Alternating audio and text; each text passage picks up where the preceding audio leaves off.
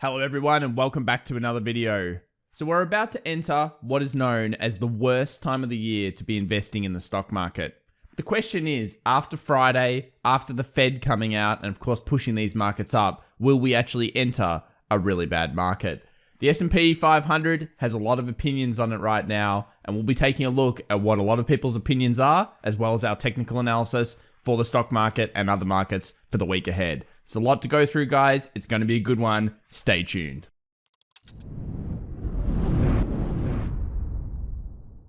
All right, guys, well, one of the best places that we can start when doing our market analysis is, of course, having a look at the Friday close. So this is our summary for the 27th of August, 2021. And straight away, when we have a look at this heat chart of the S&P 500 large companies, you'll notice other than healthcare, everything else was pretty much up. Let's have a quick look at the indices here. Take a look at each one of these. IWM, the small indices, broke through a key level that we'll be taking a look at later on this video. The Nasdaq also broke through a key level, 1% up. And then we had the S&P 500 and Dow Jones, 0.88 and 0.69% respectively. When we go and have a look at the sectors, energy out in the lead, semiconductors did really well. And as we mentioned, healthcare, utilities, consumer staples, all of the more defensive sectors were doing poorly. Remember, when Wall Street is usually about to fall a market, what they're doing is they're buying up these sections and they tend to be selling these sections up here, the XLK, the XLE, the semiconductors. So this does bode well for the next couple of sessions. And we'll talk about what's really going on here leading into what is the worst month of the year historically for the S&P 500 and Nasdaq. Let's take a quick look here at actually what that means. So here's some stats about September and August. Obviously, August did not turn out to be a very bad month. Had that little bit of a blip that goes down to the 50 exponential, but we've got a couple of days left here and it looks like the declines were not going to happen. Will September occur? If we take 20 years of data coming from the Nasdaq, you'll notice that the worst month actually for the Nasdaq is generally February, which it was this year. And then September is the second worst month. The worst month for the S&P 500 in general, September. This is well known. Everybody knows this. It's after earnings. That's part of the reason why it falls. And remember, when you're using this type of data, guys, it's just there for reference. If you're not seeing the price action coming along with that, if the price action keeps going up, you really shouldn't be bearish on the markets. Let's take a look at what the Fed's been doing, because as we know, Jerome loves pumping the market, and he certainly pumped it on the Friday session. So Fed Powell signals tapering could begin this year. Everyone expected that, but suggests rate hikes a ways off. Again, everyone probably expected that, but to hear him saying it, to hear him really doing it is a big thing. I was watching the speech live and I can tell you the market was moving before he even said anything. So I think the market had already made its decision that he was just going to support it. That's nothing changed really. Powell always tends to go with, we'll use all the tools, we'll do everything we can, everything's all great. Things look a bit dangerous, but at the same time, it's not inflationary. You know what I mean. If you've watched Powell's speeches, he always says pretty much the same thing on repeat. So look, some of the Fed committee don't necessarily 100% agree with him. And some of them say unemployment may not return to the Trump lows. Some of the Fed officials say we've also got a few other things coming out. But in general, interest rates look to be quite a while away here. And the market is very, very happy with that. Remember, this whole tapering thing wasn't really going to affect the market unless Wall Street chose for it to affect the market. I think that's a big, important key factor when you're looking at these things. Let's get into the technical analysis. And of course, we have indices, we have crypto, we have Tesla, and we have plenty of other things to go through today. But we'll start off here with the dollar index, because Powell really punished the dollar index here with his tapering talk, but also more importantly, interest rate discussion. Let's have a look at what actually happened. So US 10 years actually fell, negative 3.18%. So the 10-year rate now is at 1.31%, an important factor here when considering Nasdaq and growth factors. That's come down quite a lot, substantially lower than where it was only quite a few months ago. So we have the resistance here that we outlined. We almost got a break. You can see that false break on the top here, which led to really stop hunting on the buy side, and then it fully reverses, closes below, and then starts moving off. So it's outside of the range. We had the range drawn up all week. You guys know this. Now that's outside the range, we expect it to move back down to 92.50 and start to find weakness. If we actually have a look at the dollar index, this is fairly unusual for it to occur. And I think on the larger time frames, things could still change and go bullish after all of this. We saw this big move up. We saw a close above the other levels and then obviously a big move down. So I expect some volatility coming out of dollar index this week, possibly some really good trades there.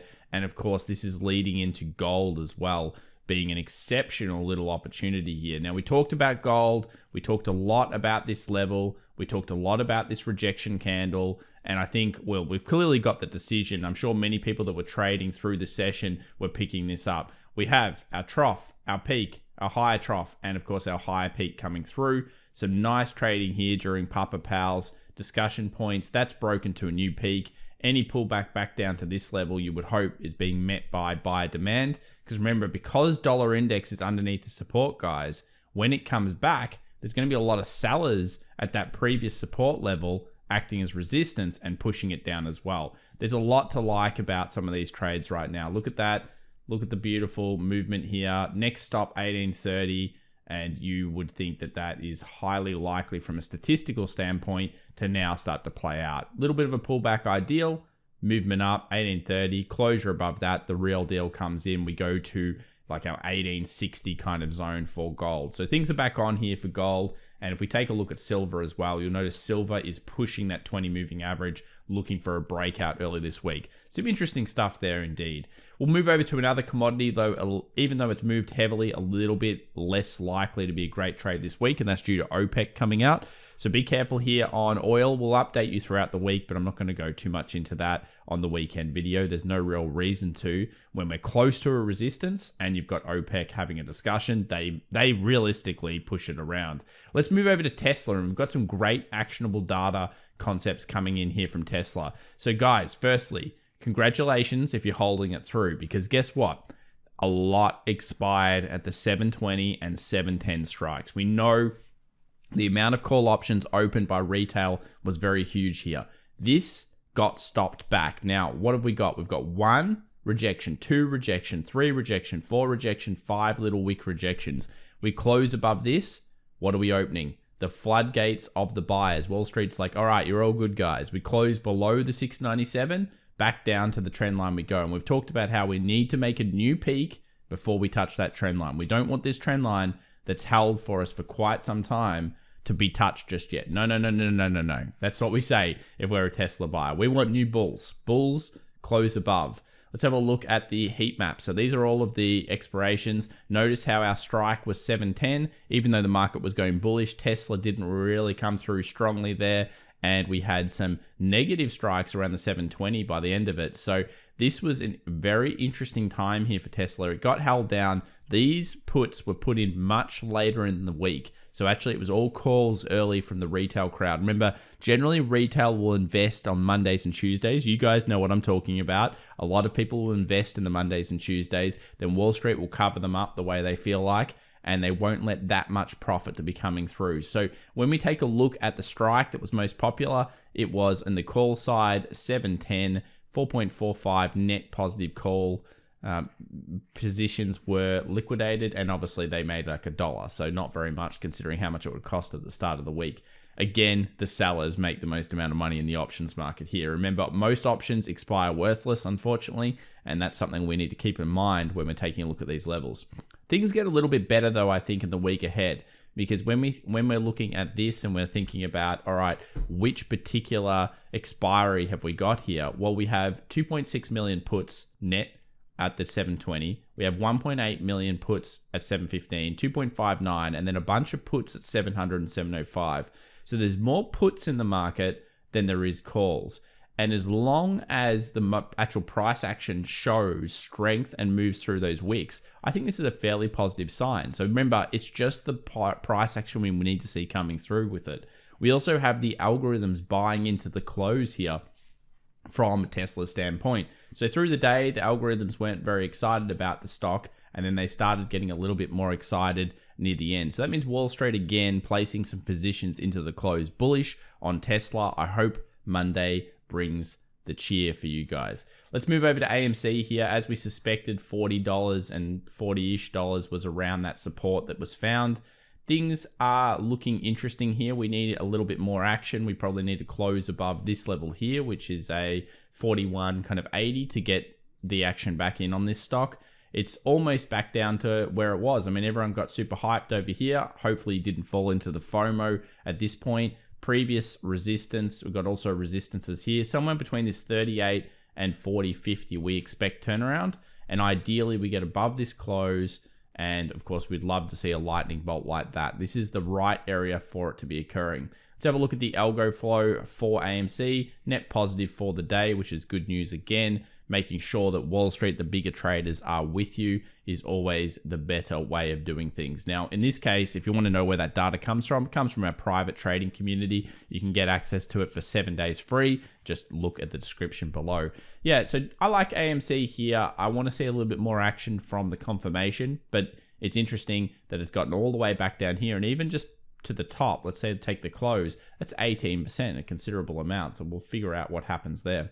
Let's move into the indices now. Ooh, these indices, wow. You can't ignore the price action, guys. There's some big stuff. This is a fairly large close here, I think, for IWM. We've moved above the 224. Now, traditionally, IWM has not done well when you've got negative US 10-year. So it's interesting that it's trading higher just off Powell's comments of the interest rates and the tapering and all these other things. So we've got resistance, resistance, resistance, closure above, and then of course we're looking for a pullback back to this zone and a movement towards 233 this week. If the bears do get control, they need to control it early this week and push it back down because that is a full-on confirmation close above the top. We take a look. I mean, there's only one way you can really look at it. From a price action standpoint, it's in the middle of the range, which I don't love, but it is closed above. We can't ignore. Let's move over to QQQ. So this was another one that people were getting worried about pre-market action. We obviously covered it on our live stream. We talked about this level here, the 374 on the Nasdaq. We had the support. We wouldn't buy around here unless you really wanted to go with Papa Powell. When he started talking, it started ramping and it really never came back. It just ramped, it ramped. It got through this resistance. And if you missed this one, I don't think you can really hate on yourself for missing that. But what I do think is that once you closed above here, if you were still in it for the day trade, when it came back down and tested these previous resistances, it was probably worth having a crack here for the end of the day. And that's what ended up happening. We got some strong close into the end of the day. This week, we're looking for pullback still down to the 375, met by buyer demand. And if you're a bear, you can take some solace on the fact that we've hit, or we're about to hit, some pretty big trend lines. So this trend line has been incredibly negative towards the market. Take a look at this. Every time this trend line's hit on the QQQ Nasdaq, it's sold off. We are about to hit it. So we're very, very close. And if you want to put that trend line in, just put it between the peaks. You'll notice it's a legitimate trend line. There's no doubt that that's very legitimate through these peaks here.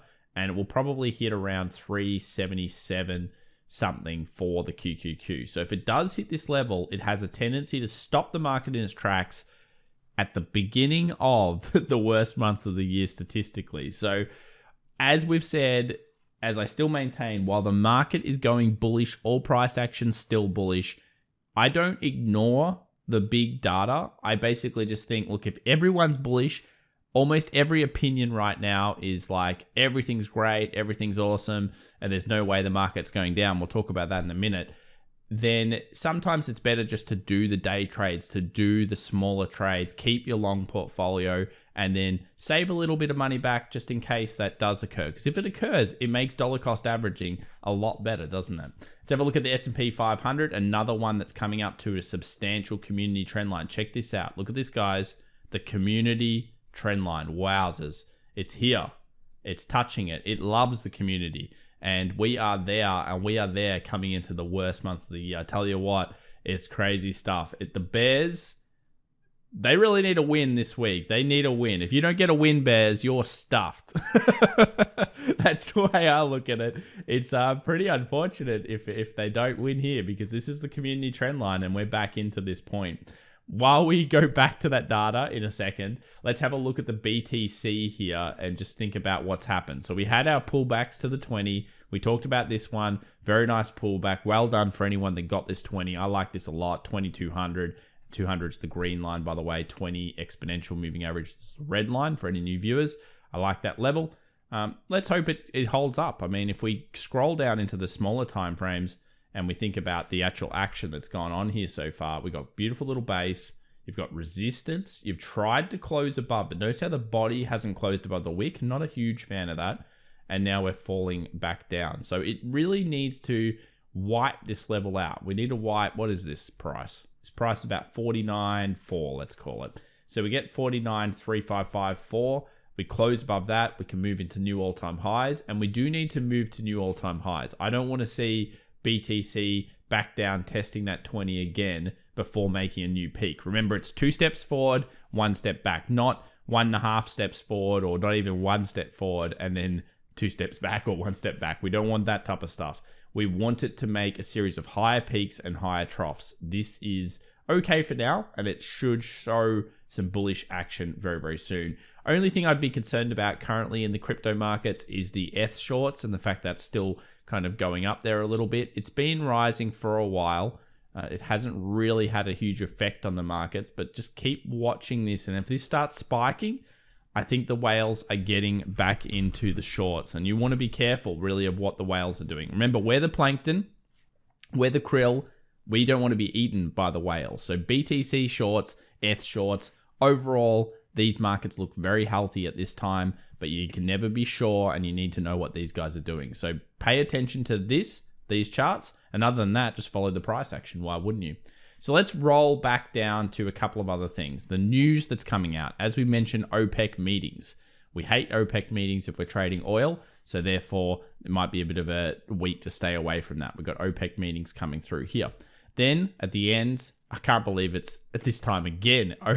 Average non-farm employment changes, unemployment rate obviously coming out on Friday. We'll be live streaming it here on FX Evolution channel, so make sure you subscribe for that.